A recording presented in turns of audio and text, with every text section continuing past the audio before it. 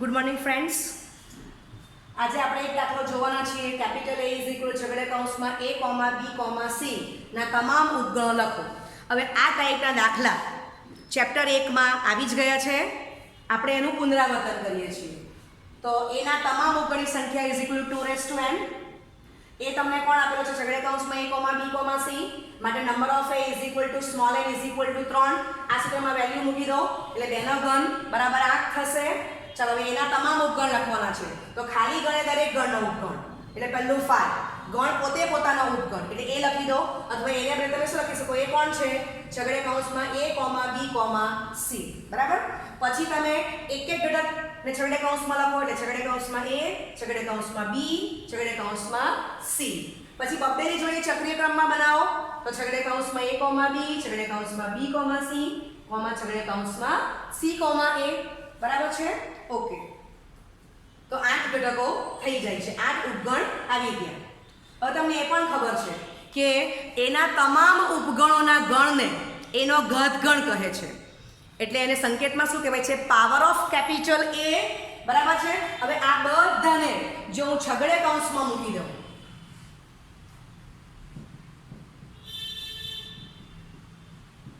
પહેલા ચેપ્ટરનું પુનરાવર્તન જ કરીએ છીએ.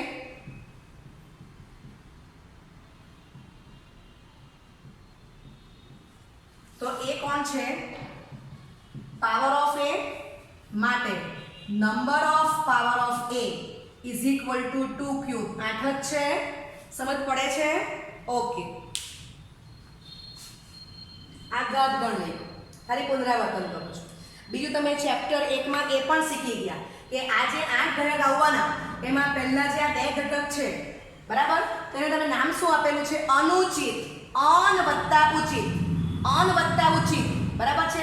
બે તમે શબ્દોને ભેગા કરશો તો એક તમારો શબ્દ બનશે અનુચિત. તો એના પરથી ખબર પડે કે ખાલી ગણ અને ગણ પોતે બરાબર એ બંને કોણ થશે? અનુચિત ઉપગણ. અને બાકી જે 6 રહી ગયા એને શું કહેવાય? ઉચિત બરાબર. તો તમે આવું શીખી ગયા છો. માત્ર તમને પુનરાવર્તન કરી આપું છું. તો આ જે 2 છે એને શું કહેવાશે?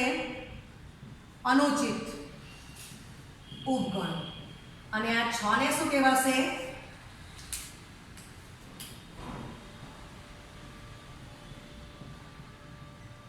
ઉચિત ઉપગણો. અને ટ્રીક છે યાદ રાખવાની કે અનુચિતને હું શું લખી શકું? અન વત્તા ઉચિત બરાબર છે. એટલે અનુચિત થઈ ગયું. યાદ રાખવાની ટ્રીક આપું છું કે આ 2 તમે જો આને ભેગી કરો છો, આ 2 શબ્દોને ભેગા કરો તો એક શબ્દ બનવાનો છે અનુચિત. એટલે ખબર પડે કે અનુચિતમાં 2 જ જવાબ આવશે. તે કોણ? ગણ પોતે અને ખાલી ગણ. હા, પણ તમે જો capital A is equal to 5 લેશો તો પાવર ઓફ A માં કોણ આવવાનું? ગણ પોતે જ આવવાનો. તો તમે ચેપ્ટર 1માં એ પણ શીખી ગયા છો કે ખાલી ગણને અનુચિત ઉપગણ નથી. અનુચિત ઉપગણ કોને કહેવાય? 5 અને ગણ પોતે 2 હોવા જ જોઈએ. ક્લિયર? ઓકે, અહીંયા મને ઉચિત અનુચિત બહુ જરૂર નથી, પણ તમને હું રિવિઝન કરી આપું છું. ઓકે, ચાલો હવે આના પરથી આપણે બીજો એક દાખલો લઈશું.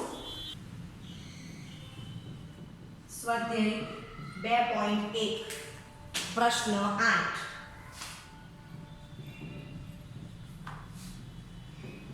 જો capital A is equal to છગડે કૌંસમાં 1, 2 અને છગડે કૌંસમાં 3, 4 તો A ક્રોસ B લખો.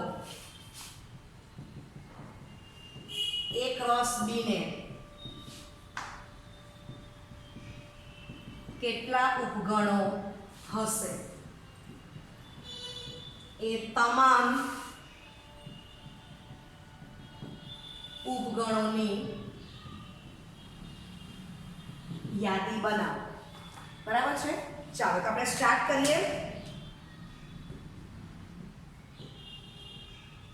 પક્ષ મુજબ capital A is equal to છગડે કૌંસમાં 1, 2 અને capital B is equal to છગડે કૌંસમાં 3, ચાલો માટે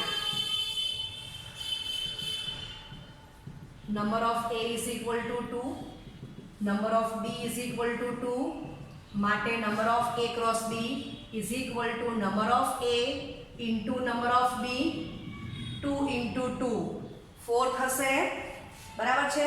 તો એ ક્રોસ બી માં કેટલા ઘટક આવેલા છે? 4. ઓકે, હવે હા, એ ક્રોસ બી પણ પહેલા શોધવાનો છે, તો શોધી જ કાઢીએ આપણે. એ ક્રોસ બી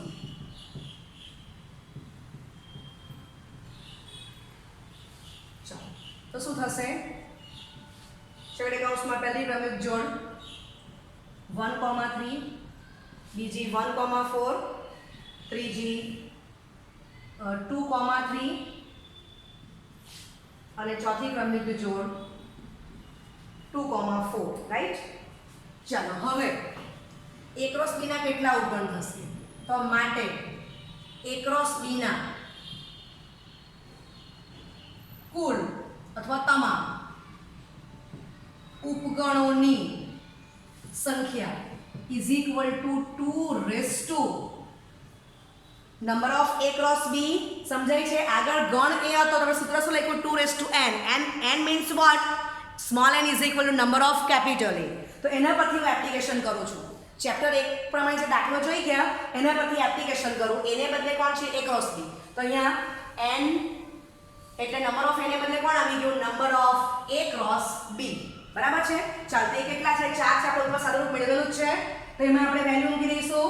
ઓકે, માટે 2 રેઝ ટુ 4 તો 16. અહીંયા મને 16 ઉપગણ મળશે. સમજાય છે? ઓકે, ચાલો હવે તમામ ઉપગણની આપણે યાદી બનાવવાની છે. ચાલો, તો ફરીથી પાછું અહીંયા જરા એ ક્રોસ બી લખી દઉં છું.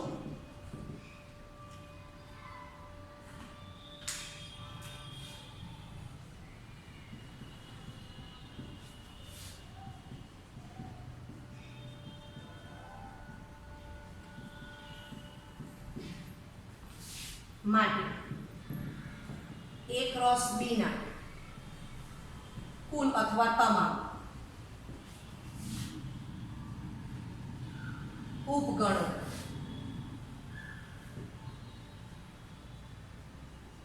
નીચે મુજબ છે. બરાબર છે. લાવવાના કેટલા છે? 16 આપણને ખબર છે. ચાલો, તો પેલાની જેમ જ ખાલી ગણે દરેક ગણનો ઉપગણ, ગણ પોતે પોતાનો ઉપગણ. બરાબર છે? આવી ગયા 5, a ક્રોસ b. ચાલો, હવે આપણે આગલા દાખલામાં શું કરેલું? પેલા છગડે કૌંસમાં એક એક ઘટક મૂકેલો, તેમ અહીંયા તમે એક એક ઘટક મૂકતા જાઓ. પણ પેલામાં શું હતું? ઘટક તરીકે કોણ હતું આગલા દાખલામાં? એક ઘટક હતો, જેને ઘટક તરીકે કોણ આવશે? છગડે કૌંસમાં 1,3 આવશે. બરાબર છે? તો અહીંયા છગડે કૌંસમાં 1,3, છગડે કૌંસમાં ક્રમયુક્તમાં 1,4, છગડે કૌંસમાં ક્રમયુક્તમાં 2,3, છગડે કૌંસમાં ક્રમયુક્ત જોડમાં 2,4. ક્લિયર? તો એક એક ઘટક મેં છગડે કૌંસમાં મૂકી દીધું. ચાલો, ઘટકને તમે ગણમાં છગડે કૌંસમાં લખશો એટલે એ ગણ વંચાશે. ચાલો, હવે આપણે એક પછી બબ્બેની જોડી બનાવશું છગડે કૌંસમાં. ચક્રીય ક્રમમાં લેતા જાઓ. તો છગડે કૌંસમાં 1,3, 1,4, પછી છગડે કૌંસમાં ક્રમયુક્તમાં 1,4, ક્રમયુક્તમાં 2,3. છગડે કૌંસ પૂરો. ચાલો, છગડે કૌંસમાં ક્રમયુક્તમાં 2,3, ક્રમયુક્તમાં 2,4. છગડે કૌંસ પૂરો. છગડે કૌંસમાં ક્રમયુક્તમાં 2,4, ક્રમયુક્તમાં 1,3. સમજાય છે મિત્રો? ચક્રીય ક્રમમાં બબ્બે ઘટકને ગણમાં મૂકી દીધા એટલે છગડે કૌંસમાં મૂક્યા મીન્સ કે ગણ થઈ ગયો.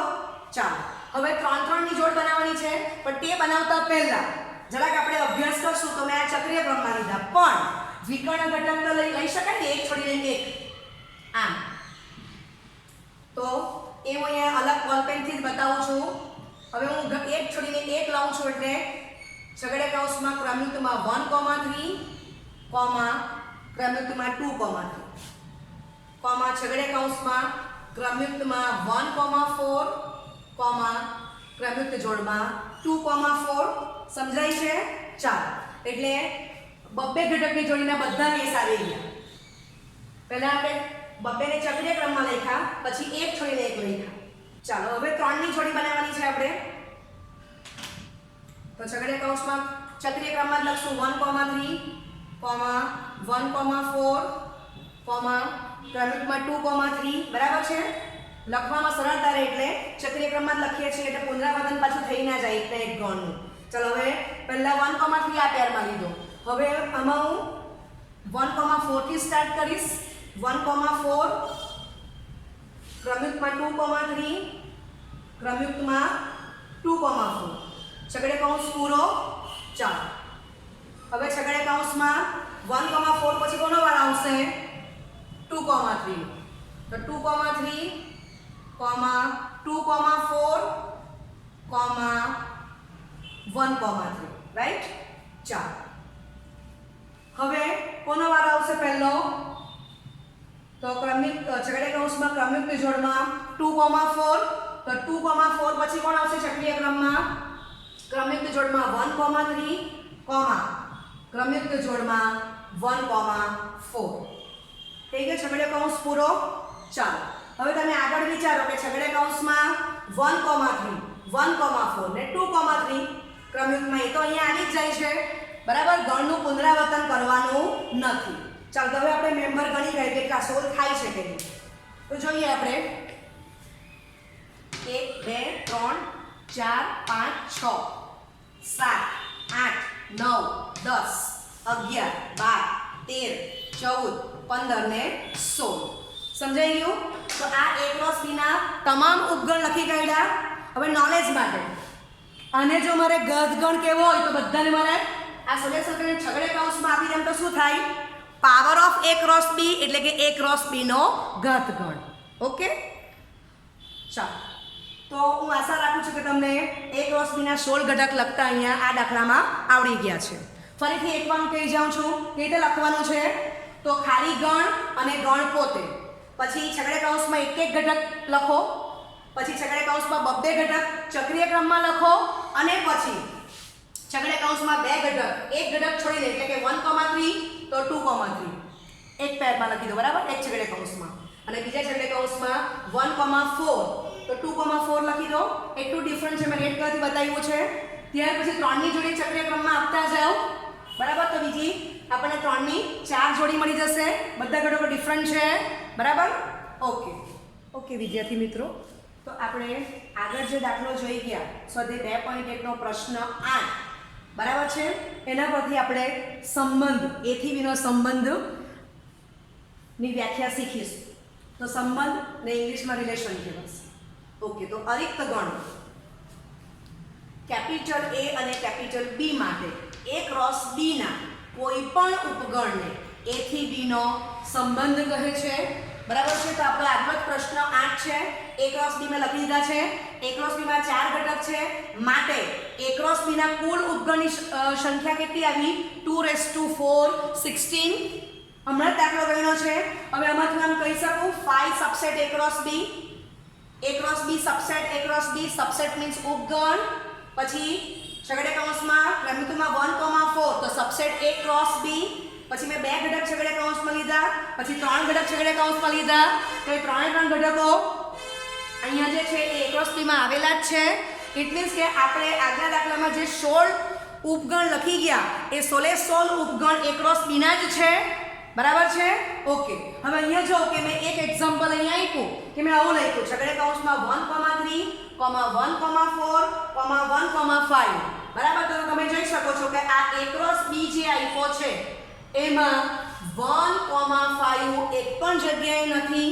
માટે હું લખી શકું અહીંયા કે છગડીયા કૌંસમાં 1, 3, 1, 4, 1, 5 does not subset a cross b.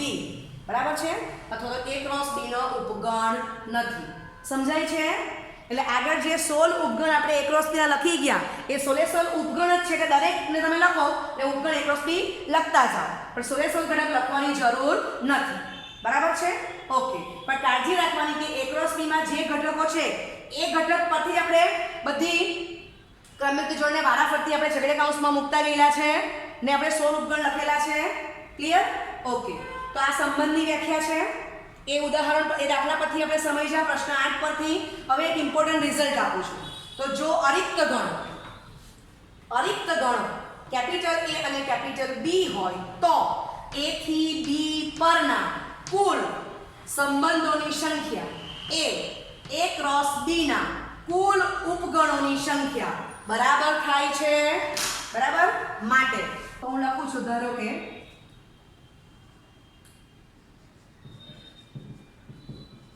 Number of A is equal to small m. બરાબર છે. ઓકે.